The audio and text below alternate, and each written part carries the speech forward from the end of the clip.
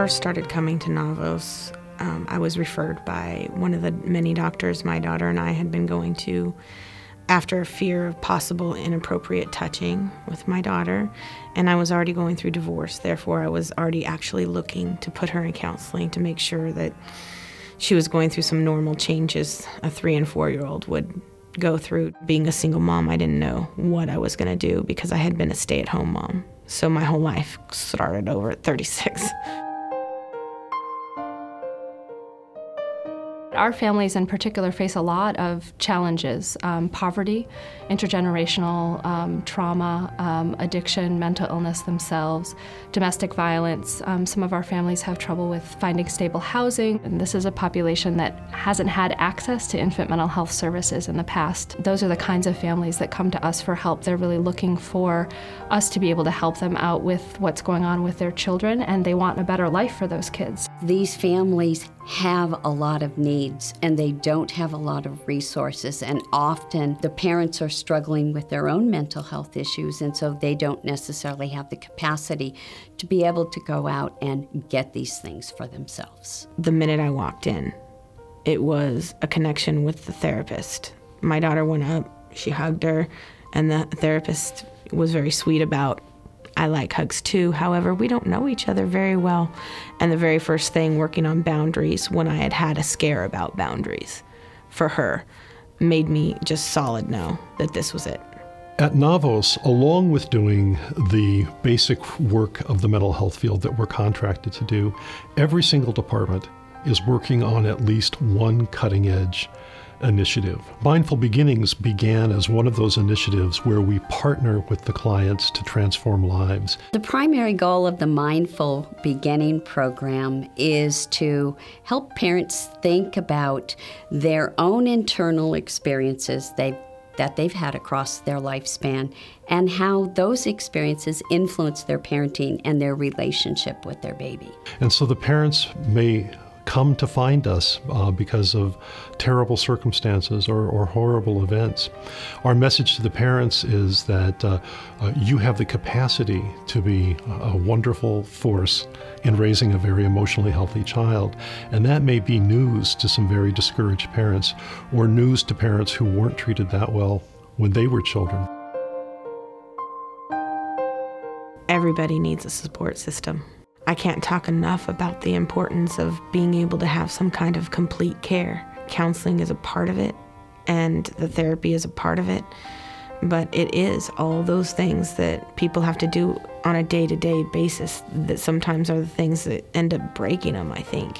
And I seem to have my daughter's therapist as a cheerleader on the other line. We do what's called wraparound services in the field of mental health. For our clients, that might be helping parents get back into the education system. It might be helping them find housing. We deal with CPS, we deal with social workers, we facilitate getting evaluations for special education programs if that's needed. So there's a wide variety of things. I feel like if I don't know what to do in any aspect, whether it be the hard stuff that I'm dealing with, being 36, being on DSHS, the medical part of it, all of those things, I can call here and ask a question and not be put off. And definitely have someone who knows that when you're in a crisis mode or going through traumas, that the little things seem to be the hardest things. And she'll even make a phone call for me. And sometimes that's an incredible lift.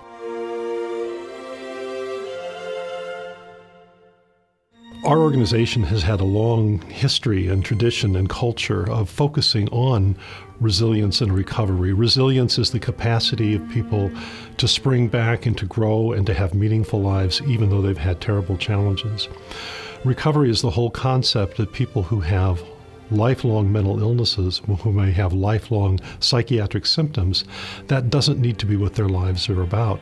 And a life can be very meaningful despite the challenges of psychiatric symptoms. Navos took a big risk to even be willing to try to start this program because fiscally, financially, it's a real challenge to do this program. Our normal child and family therapists have 25 to 35 clients, and those of us who work with infants and their families maybe have 15 to 20. because we do so much case management. So Navos was very forward-thinking in doing this.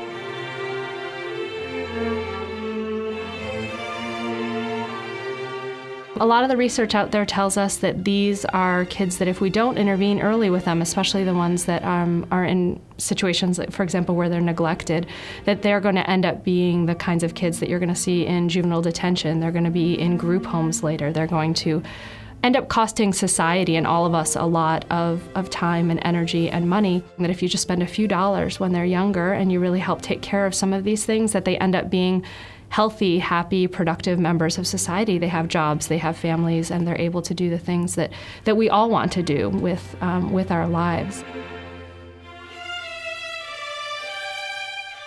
Based on issues in my own life, I have felt like that if you don't deal with issues immediately when they come up, that they will actually become part of you and become harder to deal with down the line. So having her deal with her issues right now, right then, is actually helping me deal with mine too. And I know she's going to be fine, and I have such hope for her because kids in general are resilient. We know that. But this made it for sure. If it weren't for Navos, there would not be widespread access to infant mental health services for this underserved population. So with more support, we could have more folks who could do infant mental health work. I can't imagine my own life right now without Navos. It would look completely different. It would look sad. And I honestly feel like there has been such a strength given to me out of the Navos program that it would be detrimental to the community to lose this.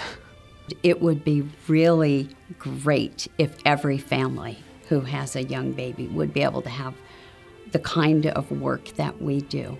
Please, people, step up and give to Navos, because there are so many families going through so many crises and trauma, and the systems just are so hard to work through sometimes. Navos is different, and it needs to stay different, and it needs to be supported.